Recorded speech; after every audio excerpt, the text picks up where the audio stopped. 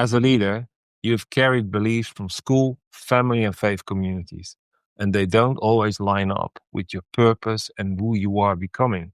In my conversation with Abuchi, founder of Core Leaders International and the author of the book Leading from Your Core, we move from life happening to you to life happening for you.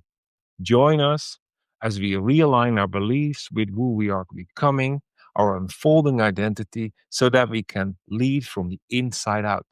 Like this episode, subscribe to our channel, and DM Future to continue the conversation. My name is Arjan Visser, human centered futurist, and your host. Ubi, welcome to the A.L.T journey. Thank you, Ian. Great to be part of this conversation.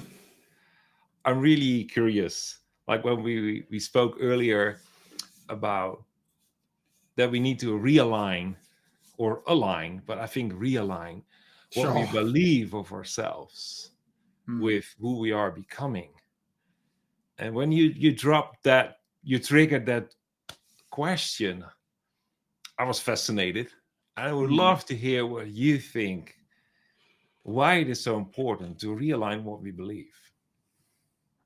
Yeah, so I've I've thought a lot, studied a lot about just the concept of belief and what we believe, right? So if we just pause there for a minute and think about the significance of a belief. If we would ask most of the people listening, watching this, what is a belief? Most people will end up saying it is an acknowledgement that something is true, regardless of whether it is. And then how do our beliefs evolve? Usually as kids at school or in church, mosque, right, wherever you are, significant figures say to you, hey, this is true, this is what to believe, and we hold on to that, and then we grow up with that worldview, with that understanding.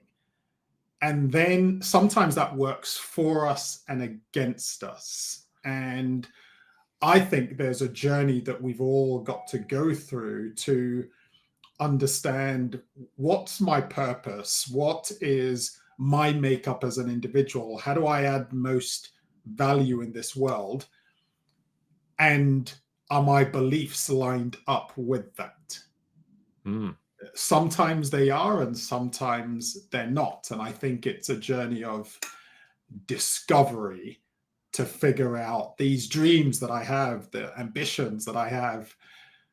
Do I think I'm capable of doing that or not? So those are some things. I mean, there's so much more I could say, but that's just to kick it off. What I hear in your answer is a duality between what others say from me, all the way from what they recognize or what they acknowledge, and my dreams, my passion, how I'm wired. So I need to cross over somewhere from listening to the outside to the inside. Yes. To align. So, but that sounds easy.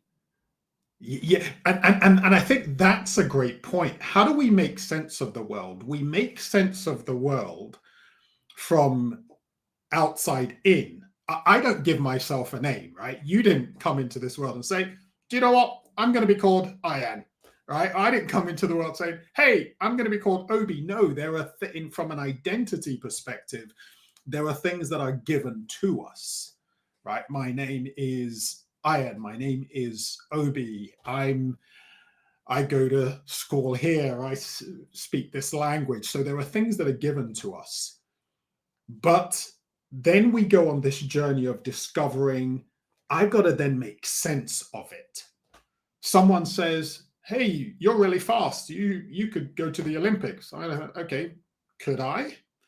Hey, you're a great speaker. You should, or you're great at writing. You should write a book. And I think, does that resonate? And as we mature, there's an internal compass that we have to connect with and say, yes, this aligns with me. This aligns with what it means for me to be at my best. This is the contribution that most resonates with me. And so I think that's duality that you talk about is so key, where I'm hearing, but I'm making sense of it internally. And there's got to be this alignment of, yes, what I hear, that voice that says, Arjan, you could set up the Alt Journey podcast and speak into leaders, right? There's a voice inside, and then it's sort of validated to a degree externally, and then we live it out. And so that's really what I often talk about. Alignment is, there's got to be this, everything is coming together to say an internal yes. Yeah, that internal small voice that resonates with the right external voices. Yes. That is the sweet spot to find, because then you are in the right place. Yeah. And I love it how you say that the name that is given to you shapes your identity. You even start to live up to the value of the name. Absolutely. And because it's called out of you, because Yeah. identity is in a way spoken, but also the internal voice, the internal dialogue, if it doesn't come out, it doesn't shape who you are. Yeah. And then you have to find that place where that all works in harmony alongside each other. Yeah. Yeah. And that is, it's worth to go after that. It is. Yeah. How Yeah. do you find it? Yeah, some could say that's the $64 million question, right? And I think this is where awareness comes in. You hear a lot of things, whether it's the hero's journey of, hey, I'm just living my life, and then I sense a call, an adventure, and maybe that is life happens. Maybe it's a challenge, maybe it's a difficulty, or maybe it's just a sense internally there's something more. And I just want to go back to something you said about even the power of a name, and how it can call something out of you. So my name is Obi, as you know. And when I was 7, that was just about the time when Star Wars was huge. And some of the kids at school would come to me and say, Obi-Wan Kenobi, and they would make fun of me. I didn't like it at the time, until I discovered who Obi-Wan was, and watched Star Wars, and I resonated with this idea that there's something bigger than us that calls us to more, that calls us to be the best version of ourselves, to connect with that best version of ourselves. And so over the years, I've fully embraced that. And especially with the leadership work that I do, Star Wars is a way of going into something deeper, something spiritual, something that is bigger than us. So for me, that resonates with my identity. And I just so happen to be called Obi. So I can say, hey, I'm Obi-Wan Kenobi. But I know someone else. I know another Obi who doesn't like it. He hates being called Obi-Wan Kenobi, because that doesn't resonate with his inner identity, right? The true self that says, here's how I've been called to show up in the world, and inspire leaders, and use this amazing metaphor as a way of speaking into that. So I think it's just, it's this significance of, yes, you've got a name, but it's also discovering who you are on the inside and your makeup, and knowing how you live into that name. The way he will live into Obi is very different to the way I will live into it, because of who I am on the inside. Yeah. Yeah. And I think you said life is happening.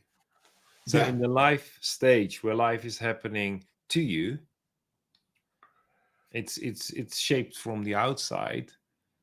Or when you're finding out like 2 or 3 stages further in your development that life is happening for you, that Sure. internal discovery of who you are becoming, starts to align with your name, starts to Hmm. align with your desires, Hmm. and then hopefully that all comes together. Mm. Some call it the midlife shift. I Yeah. like to call it the midlife shift because if you fight it, it becomes a crisis. And it's not the most comfortable phase in life, but you start to see where those things, be, I would not say just alignment. There is a rhythm created, Hmm. there is a resonance, a frequency shaped. It's not born, but it's reshaped. It's Mm. and it's really worth to dive deep into self-awareness, life awareness, or soul Mm. awareness, because there is an Yeah. invitation that life is happening as you, where your unfolded identity starts to be really influential and impactful in a positive ways for the right people around you. Yeah. Yeah. Yeah. Yeah. I like that idea of shift too. You mentioned this midlife shift.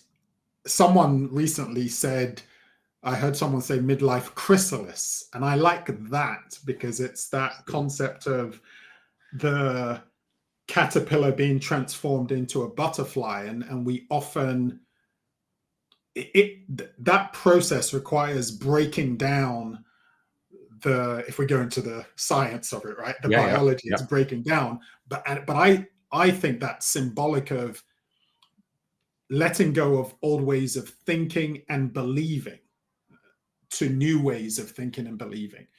And to the your opening question, just this idea of believing, when you become a butterfly, you've never operated as a butterfly before. All of your wiring, your experience, your way of showing up in the world is as a caterpillar. So your belief has to catch up with, oh, I can fly now. And we see this progression in life, whether that's even leaders, when you move to a next level. One of the reasons that a lot of leaders and individuals experience imposter syndrome or imposter phenomenon is that you're suddenly operating at a new level and you've never done it before. And so you're questioning, oh, do I have what it takes? Can I do this?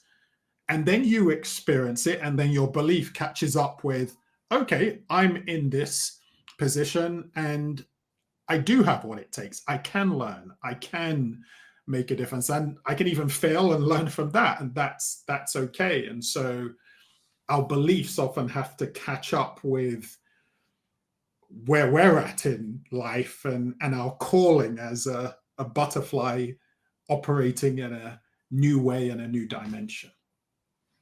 That one, that brings so many memories back. What you just said, like Wow. we in the introduction, I used the word ego. That leaders, you can't live from your ego Sure. if you want to shape the future. And that example, if I describe ego, I always say it's not positive or negative. Mm-hmm. The True. ego, but the ego is something that is connected to what is for you repeatable, is predictable, and it has a huge drive for a Mm-hmm. guaranteed similar outcome.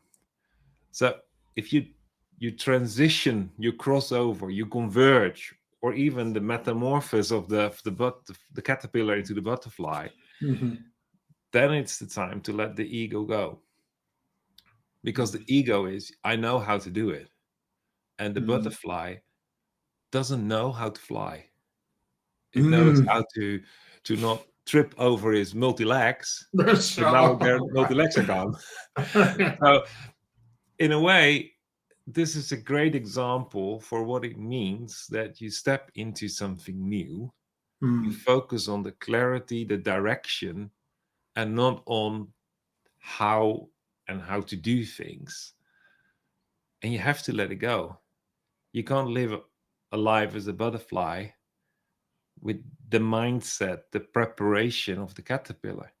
Yeah. So Yeah. your belief system, your mindset needs to realign. Mm. And some will go really deep into the metaphor. I'll say, like, there is a moment that there is actually, there's, it's all glue. Hmm. Yeah. Yeah. It's really undefined, Yeah. but then it becomes substance again. And that's how Mm. your what you believe, your faith, Hmm. your Hmm. mindset needs to Hmm. be, needs to become a new kind of substance Yeah. Yeah. that fits your purpose. So Hmm. there is a recalibration in a way of your purpose based on your unfolded identity. Yeah. Yeah. Yeah. And that's this is powerful because you ask the question, okay, how do you do this? How do your beliefs catch up? Part of it is you trust the process. And it's important that identity leads rather than the belief. Because if I let the belief lead, then I move from, if we stick with the caterpillar to butterfly metaphor, when I'm a when I become biologically a butterfly, if I'm letting my belief lead, then I'm not going to fly. I'm not going to go and pollinate the flowers. But if I let my identity lead, what and by identity, I'm talking about that sense of purpose, of calling. This is the difference that I I've sense I'm want to make in the world, in my organization, in my community, right? And I see some needs. I see what ways of we can leverage technology to advance science, right? Whatever it is. So that's the identity, a picture of the impact that you can have, and then allow your belief to catch up with it, because then that is so much more powerful. And you trust the process. And it may be that, yeah, but I don't know how to do this. But that's life. Life Yeah. is, Yeah. we start off most things that are new not knowing how to do it, right? None of us come into the world knowing how to walk, knowing how to talk, knowing how to jump, knowing how to sing. I mean, we know how to scream and cry, but everything related to our identity unfolds and we grow into. And that's an important thing to embrace, that let identity lead and allow the beliefs to come into maturity as you live out that identity. Yeah, that is a really valid point. Let your identity leave and not your beliefs. Your beliefs needs to catch up with who you are becoming. Yeah, yeah. The other way around, if you let your belief lead, we call it confidence, and you become super confident and overconfident, and your belief system is disconnected, not aligned. Yeah, yeah, And yeah, that's yeah. what we see with so many people, that they sound so confident, but they're compensating in a way the misalignment with their identity. Mm, And we mm, all feel, smell when someone is overconfident, mm, but the confidence is part of the ego. It's mm, part of, I need to understand, I need to be in control, and I see where this leads to. So it all comes back, I think, to control. And mm, this is letting your identity lead. You can't control it. There mm, will be a new moment where you start to understand things that have happened. mm, So you get in the mode of, I'm not leading based on what I can control. I'm mhm, leading based on that I'm learning who I mm, am becoming. mm. And your confidence is from trusting the process, because last time when I trusted the process and I didn't know Yeah, what I know yeah. now, it Mhm, worked out all fine. mhm, So the life lessons give you the confidence in the process Mm. and not the confidence in the outcome, because you don't know the outcome yet. Yeah, That's the yeah. whole catching up of your belief system. It's true. It is. And as you were speaking, there was another word that came to mind that I think for me, I desire more of, even above confidence, is peace. And the reason that I thought of that is often confidence is, wow, he's so confident, she's so confident, they know how to do it. And yeah, maybe. But peace says, yeah, I believe this is what I'm meant to be doing. Or peace is, I believe this is going to be okay. Peace is, wow, the storms are coming, but I'm going to trust the process. And it feels deeper, and obviously it's internal, but it's just deeper because I'm not phased, and also I can be at peace with my struggles, and so I'm not looking for perfection that sometimes can come across with confidence. It's they've got it all together. I haven't got it all together, but I'm Mm. at peace with who I am, with how I'm meant to show up, with the contribution that I can make. I'm at peace with my limitations, right? All of that is part of the journey of, if this is who I am meant to be as a leader, as an individual, I can be at peace with that, and all that it means. So that just came to mind as you were speaking about Well, speaking about confidence. peace, I love the transition from alignment to peace. Sure. And it's not just, I believe, about being at peace with it, because that's a bit of a phase of surrender, because you Yeah, don't know what I comes give out of up. it. Yeah, that's true. Yeah. But I believe there is also in peace the element of rest. So good. and Mhm. and I think the confidence in last time it worked gives you some peace of mind, peace of heart, but gives you Sure. in a way rest. But I always connect rest to the word playfulness. It's Mm. rest and play, because if Mhm. you are playful in discovering and in the process, it becomes joyful, Mm. and you find not just your identity and your updated belief system, Mm. you find fulfillment and joy, Mm. which is where your identity resonates to the outside Mm. with a interesting and attractive frequency. Mhm. Because if you're, well, I've never been playful in my life and sad at the same time. So That's true. That's a good one. so and being playful is attractive for people. Yeah, yeah. So that means that you can express your identity, your new gained identity, your new gained belief system. You can move forward in it, and Mm. you're able to share it with others. Mm. Because I think that's something really human, that we would love to share goodness with others. Yeah, yeah, yeah. I love yeah, I love that idea of, yeah, we can it's I remember jumping on a train at here in the UK, and there was a baby crying as I walked past, and then the baby looked at me and stopped and was just fascinated. Oh, who's this individual? Blah blah blah blah. And then after I walked past, the baby, it looked like, oh, they suddenly realized, what was I doing before that man walked past? Oh yeah, I was crying, and started crying again. And it's just that idea of, yeah, I can play, I can just often play is also about, I'm present to the here and now, and just the wonder of life, and so less likely to be sad, right? Yeah, So yeah. yeah, that's so good. time goes really fast. I really enjoy this conversation, but I just want to give you a moment as well.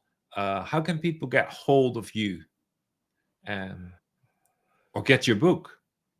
Sure, yeah. My book, Leading from Your Core, is the two places. You can get it on Amazon, depending on where you are in the world, or you can get it from our company website. So www.coreleaders.co.uk. So core, CORE, leaders.co.uk. So that's also how people can get in touch with me as well, or on LinkedIn.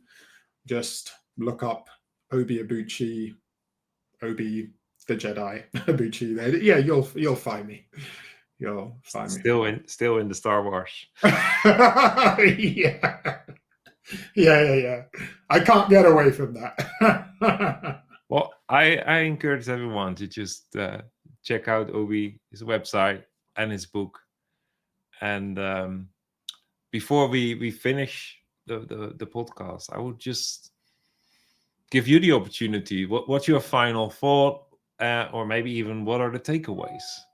What we talked about. Yeah. So I will say there's something that I like to say, which is when life squeezes you and the pressure is on, what you're like on the inside will come out. And the reason I like to say that is because some people might say, why are we talking about belief? Why is it so important?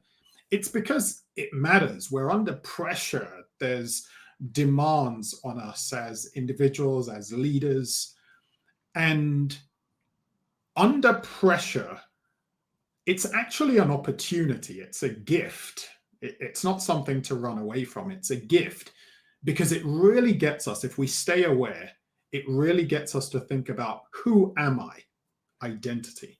Who am I really? What am I being called to give to the world, serve the world?